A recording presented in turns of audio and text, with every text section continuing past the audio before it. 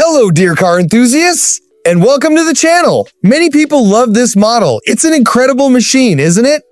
This is the 2019 McLaren 600LT, handcrafted at the McLaren factory in famous Woking, England.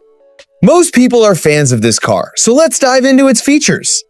Under the hood sits a 3.8-liter twin-turbo V8 engine delivering 600 horsepower. With just a touch of the throttle, it hits 100 kilometers per hour in a staggering 2.9 seconds. But the coolest part? Those top exit exhausts. Bro, once you see the blue flames spitting out of those pipes, no other car will ever be the same for you. If you love this car, hit the like button and share your thoughts in the comments. Let's compare it to its rivals. Lamborghinis definitely have a cool, unique look, but this McLaren is on a whole different level.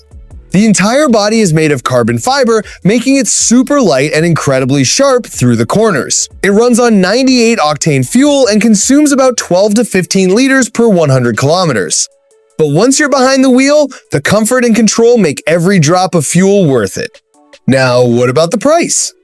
On the international market, a 2019 600LT goes for anywhere between $220,000 and $280,000 depending on its condition and mileage.